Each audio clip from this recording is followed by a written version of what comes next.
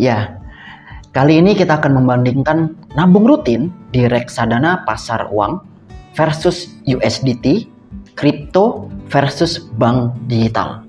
Lebih untung yang mana? Saya akan menjabarkan secara umum gambarannya, kelebihan dan juga kekurangannya. Karena video-video sebelumnya saya telah membahas kombinasi investasi antara saham dengan instrumen investasi lainnya. Tentunya kita butuh perbandingan.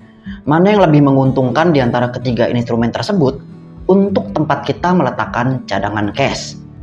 Walaupun saya pribadi menggunakan tiga-tiganya karena kesemuanya memiliki kekurangan dan kelebihannya masing-masing. Video ini saya buat berdasarkan pengalaman pribadi saya menggunakan ketiganya. Saya tidak disponsori oleh pihak manapun dan tidak mendukung salah satu dari ketiga instrumen ini. Penilaian pada video ini secara objektif saja. Jika kode referral, ya memang ada. Ya tolong ya, bantu-bantu paham saham lah ya. Ngasih recehan sedikit-sedikit melalui kode referral yang ada. Saya akan berusaha membuat simpel dan mudah pembahasannya. Pada video ini akan saya berikan gambaran bagi teman-teman agar bisa memperkirakan instrumen mana yang cocok untuk teman-teman jadikan tempat menyimpan cadangan cash. Oke, sebelumnya harap dibaca dahulu ya disclaimer berikut ini. Pada perbandingan kali ini, apabila kita menabung 2 juta setiap bulannya setiap tanggal 1, durasi 3 tahun menabung, sehingga total dana yang kita investasikan sebesar 72 juta. Kita lihat ya, seperti apa hasilnya. Yang pertama, reksadana. Reksadana yang dipilih adalah reksadana pasar uang di Bibit. Kenapa reksadana pasar uang? Karena reksadana pasar uang merupakan jenis reksadana yang paling stabil di antara reksadana lainnya. Bisa dilihat ya, kenaikannya konstan mulai yang 1 tahun, kemudian yang 3 tahun, selanjutnya durasi makin panjang 5 tahun, hingga dengan durasi 10 tahun. Kenaikannya cenderung stabil, sehingga cocok dan aman dijadikan tempat kita meletakkan cadangan cash untuk membeli saham. Kemudian, kenapa reksadana Sukor ini ya yang saya pilih? Karena reksadana ini memiliki logo petir. Maksudnya apa? Yaitu dana bisa dicairkan secara instan, yang berguna sekali saat market sedang crash. Kita bisa langsung segera mencairkan reksadana dan membeli saham di saat harganya sedang anjlok. Oke, kita lihat apabila kita investasi rutin setiap bulan sebesar 2 juta rupiah selama 3 tahun. Maka kurang lebih hasilnya seperti ini. Nilai investasi kita jadi 77 jutaan. Dari total nilai yang kita investasikan sebanyak 72 juta. Lumayan juga. Data ini kita masukkan ke dalam tabel ya. Bagi teman-teman yang tertarik, bisa daftar Bibit menggunakan kode referral Yuk Paham Saham. Dapatkan cashback saat pembelian reksadana pertama kalian. Link pendaftaran nanti akan saya cantumkan di kolom deskripsi. Oke, yang kedua USDT. Untuk USDT ini saya menggunakan exchange lokal yaitu Pintu. Untuk lebih detailnya terkait Pintu, kripto, USDT sudah pernah saya jelaskan lengkap detail pada video ini. Dapat dilihat videonya agar lebih paham cara daftarnya, langkah-langkah dan apa sih USDT itu. Tapi mungkin akan saya jabarkan secara singkat ya, bahwa USDT itu adalah tokenized crypto, yang 1 USDT setara dengan nilainya 1 US dollar. Sehingga secara tidak langsung kita membeli USD, namun melalui tokenisasi pada kripto. Exchange yang saya gunakan adalah exchange lokal, Pintu Exchange. Karena ini USD, maka variabelnya ada beberapa tambahan, yaitu kurs dolar terhadap rupiah, barulah yield yang kita dapatkan. Untuk kurs terhadap rupiah dalam 3 tahun kurang lebih seperti ini. Ini saya ambil data dari investing ya. Karena ada spread dalam jual beli, maka kita asumsikan saja sewaktu kita beli, itu kita beli dolar pada saat harga tertingginya. Agar kita bisa mengabaikan masalah spreadnya ya, spread jual beli. Kemudian untuk yieldnya sebenarnya kan naik turun. Namun kita ambil saja yield bawah di kisaran 1,2% per tahunnya. Sehingga per bulan kurang lebihnya kita dapat yield 0,1%. Dan juga untuk aplikasi Pintu ini ada ketentuan PTU staking untuk mendapatkan benefit yield. Tidak terlalu besar sih, hanya sekitar 100 PTU untuk bisa masuk ke level 1. Kurang lebih saat video ini dibuat ya, harganya 200 ribuan saja. Ya anggap saja lah untuk biaya pendaftaran. Asumsikan saja seperti itu. Mungkin kalian kepikiran, ribet banget ya, variabelnya banyak. Tenang teman-teman. Sudah saya hitungkan agar teman-teman mudah mendapatkan gambarannya. Seperti ini kurang lebih perhitungannya ya. Ini sudah saya hitungkan juga spread, lalu fee-nya juga, lalu juga dengan yield yang didapatkan. Setelah 3 tahun, kita memiliki kurang lebih 4.522 USDT.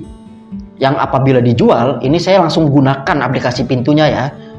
Ini 4.522 USDT jika dijual dan kita langsung kita konversikan ke rupiah per tanggal video ini dibuat. Kurang lebih kita dapat 79 jutaan. Sebenarnya hampir 80 juta lah. Nah, data ini kita masukkan ke dalam tabel juga ya. Nah, bagi teman-teman yang tertarik melihat, wah boleh juga nih investasi kripto, kalian bisa daftar Pintu menggunakan kode referral Yuk Paham Saham. Dapatkan banyak bonus saat transaksi pertama kalian. Link pendaftaran nanti saya cantumkan di kolom deskripsi. Kemudian yang ketiga, bank digital. Untuk bank digital ini saya menggunakan Bank Jago, di mana ekosistemnya bisa langsung connect dengan sekuritas Stockbit dan banyak fitur kantong yang dapat digunakan. Saya juga sebenarnya pakai bank digital lain, diantaranya Blue, kemudian Cbank. Namun untuk video ini saya mengambil Bank Jago untuk perbandingannya. Yang saya gunakan adalah kantong nabungnya, bukan kantong deposito atau kantong RDN. Oh ya, sebagai tambahan informasi, sebenarnya sudah ada kantong Jago untuk valuta asing dan terdapat yield juga untuk kantong tersebut. Namun saya pribadi sih belum menggunakan fitur itu. Bagi teman-teman yang sudah menggunakan, mungkin nanti bisa share pengalamannya di kolom komentar. Selain itu, alasan saya untuk USD menggunakan USDT pada kripto karena saya juga ada porsi untuk Bitcoin dan token-token kripto lain. Sehingga saya menggunakan USDT agar mempermudah membeli kripto. Pada saat harganya sedang diskon atau ada penurunan, saya bisa cicil beli. Jadi seperti itu ya, kenapa saya tidak menggunakan kantong USD pada Jago. Berikut ini adalah yield dari Bank Jago untuk kantong nabungnya. Kita langsung masuk lagi ke topik pembahasan ya, yaitu 3,25%. Jika kita konversi per bulan kurang lebih 0,27% ya. Namun coba teman-teman jika dilihat, terdapat pajak bunga setiap bunga didapat dan itu langsung dipotong ya. Jika dilihat kurang lebih pajaknya sekitar 20% kan ya. Jadi ada pajak dan langsung dipotong. Nah mungkin teman-teman berpikir, ribet banget variabelnya, ada pajak, ada begini, dikonversi per bulan. Sekali lagi, tenang teman-teman, sudah saya kalkulasikan untuk teman-teman sekalian. Sehingga tidak perlu repot-repot teman-teman menghitung. Dalam kurun waktu 3 tahun, kurang lebih seperti ini setelah dipotong pajak. Setelah 3 tahun, nilainya menjadi 74.950.000 ribuan. Ya kurang lebih hampir 75 juta ya. Data-data ini juga kita masukkan ke tabel. Nah, bagi teman-teman yang tertarik untuk punya akun Bank Jago, bisa daftar Bank Jago menggunakan kode referral terlampir. Dapatkan bonus 50.000 saat transaksi pertama kalian menggunakan Bank Jago. Link pendaftaran dan juga nanti websitenya akan saya cantumkan di kolom deskripsi. Sehingga hasilnya bisa teman-teman lihat. Dari ketiga instrumen tersebut, mana yang memberikan return yang paling besar?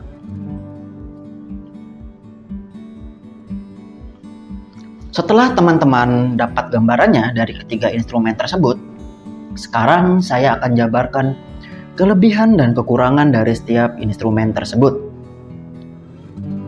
Untuk reksadana pasar uang, kelebihan yang pertama adalah bebas pajak. Instrumen reksadana merupakan instrumen yang bebas pajak, sehingga teman-teman tidak perlu pusing memikirkan pajak. Kelebihan yang kedua adalah termasuk instrumen bebas pajak dalam dividen. Sehingga saat kita mendapatkan dividen dari saham, kemudian dividen itu kita investasikan dalam reksadana, maka dividen yang kita dapatkan itu bebas pajak apabila 3 tahun kita investasikan. Nah, reksadana adalah salah satu instrumen yang masuk kategori bebas pajak dividen apabila diinvestasikan ke sana. Oke, selanjutnya kelemahan dari reksadana. Kelemahan yang pertama adalah pencairan instan memiliki limit. Bisa dilihat, ada limitasi jumlah total dan juga maksimal pencairan instan yang bisa dilakukan. Selain itu, tidak bisa dicairkan 100%. Dengan pencairan instan, inilah yang membuat saya juga mendiversifikasi ke instrumen lain karena ada batasan pencairan ini. Lalu kelemahan yang kedua, pelemahan kurs. Meskipun memang cukup oke returnnya, namun rupiah terus melemah terhadap dolar. Ya meskipun orang desa tidak pakai dolar ya. Akan tetapi hal ini tidak menjadi masalah selama kita investasi di dalam negeri saja dan selama tidak ada goals atau kalian tidak aktif menggunakan valuta asing. Ini sih tidak menjadi problem harusnya. Sebenarnya tidak menjadi masalah. Yang ketiga, pembelian yang butuh beberapa hari. Meskipun pencairan reksadananya cepat, instan karena ada logo petirnya, namun dalam membeli reksadana butuh beberapa hari. Kurang lebih sekitar 2-5 hari kerja sampai pembelian tersebut masuk dalam portofolio kita. Sehingga untuk pembelian reksadananya butuh waktu, tidak bisa instan seketika. Seperti itulah kelebihan dan kekurangan reksadana. Bagi teman-teman yang tetap tertarik untuk investasi di reksadana, bisa daftar bibit menggunakan kode referral Yuk Paham Saham. Dapatkan cashback saat pembelian reksadana pertama kalian. Link pendaftaran nanti ada di kolom deskripsi, saya cantumkan ya. Selanjutnya, kelebihan kekurangan USDT pada pintu. Kelebihan yang pertama dapat dilihat pada tabel. Dibandingkan 3 instrumen ini, kelebihannya adalah returnnya paling tinggi. Karena mendapatkan 2 return, yaitu kurs dolar dan juga dari yield yang didapatkan. Kemudian kelebihan yang kedua, pembelian maupun pencairan bisa dilakukan dengan cepat secara instan. Seperti pembahasan di video ini tentang kombinasi investasi dengan USDT. Di sana sudah saya tampilkan seberapa cepatnya deposit, withdraw, pembelian, penjualan dalam hitungan detik atau beberapa menit saja sudah bisa dilaksanakan. Kemudian kelebihan yang ketiga, karena pada exchange kripto, ini akan mempermudah saat ingin membeli aset kripto. Saya pribadi berinvestasi pada kripto, sehingga bisa satset. Simple, langsung bisa jual beli aset kripto karena sudah di dalam ekosistemnya cryptocurrency. Kelebihan yang keempat yaitu pajak final. Berbeda dengan reksadana yang bebas pajak, pada exchange pintu ini pajaknya adalah pajak final sewaktu penjualan dan langsung masuk di Cortex. Sehingga teman-teman tidak perlu memusingkan lagi masalah laporan pajaknya karena sudah langsung masuk otomatis, tidak ada potongan lagi.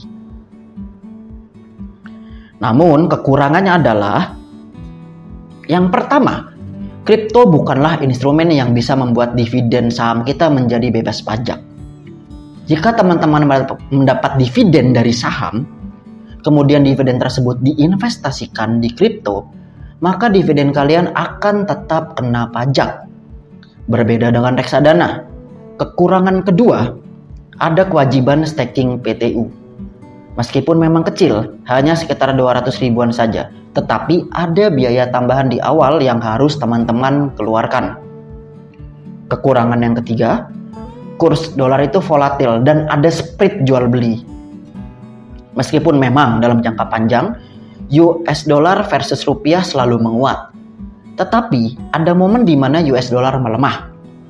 Apabila kita menjual US dollar di saat sedang melemah, maka kita akan rugi secara kurs. Selain itu ada spread dalam jual maupun beli. Kurang lebih seperti itu kelemahan dan kelebihan dari kripto. Bagi teman-teman yang tertarik bisa daftar pintu menggunakan kode referral Yuk Paham Saham. Dapatkan banyak bonus saat transaksi pertama kalian. Link pendaftaran nanti saya cantumkan di kolom deskripsi. Selanjutnya, bank digital. Keuntungan yang pertama adalah kemudahan dan ekosistemnya. Bank Jago ini satu ekosistem dengan Bibit, Goto, dan Stockbit. Sehingga pemindahan dana transfer cenderung cepat dan mudah. Keuntungan yang kedua, ya ini adalah bank digital.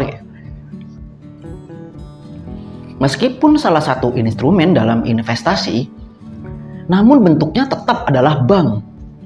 Sehingga bisa digunakan juga untuk membayar tagihan, pay letter, dan transaksi bank pada umumnya. Tidak perlu kalian konversi dahulu seperti USD, atau menunggu pembelian nanti dijual dulu seperti pada reksadana. Setelah kalian transfer ke bank digital, ya langsung masuk ke kantong. Jika ingin digunakan, langsung transfer. Cepat dan praktis, selayaknya kalian menggunakan bank pada umumnya. Yang ketiga, layanan perbankan. Ya, ini mungkin pandangan setiap orang akan berbeda. Namun bagi saya ini menguntungkan, karena Bank Jago adalah sebuah bank. Maka dana yang ada pada Bank Jago akan mempengaruhi dalam layanan perbankan. Seperti misalkan pinjaman, limit pay letter, limit GoPay pay letter, dan sebagainya. Limit perkreditan kita menjadi lebih besar karena bank melihat kita memiliki dana. Tawaran perkreditan juga banyak yang datang ke kita. Sehingga bagi saya ini merupakan sebuah keuntungan. Lalu yang keempat, perpajakan. Berbeda dengan reksadana yang 100% bebas pajak. Di Bank Jago, bunga yang didapat kena pajak, namun sudah otomatis dipotong. Maka tidak perlu repot bayar pajak karena sudah otomatis dipotong.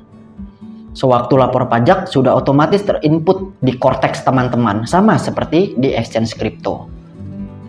Selanjutnya, kelemahan bank digital. Kelemahan yang pertama, bisa dilihat pada tabel ya, bahwa return yang didapat dari bank digital itu paling kecil di antara instrumen yang lain.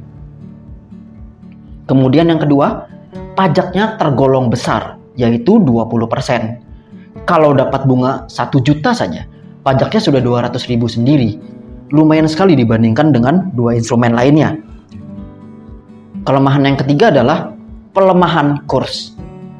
Sama seperti reksadana, pada bank digital ini, dana yang disimpan adalah dalam bentuk rupiah.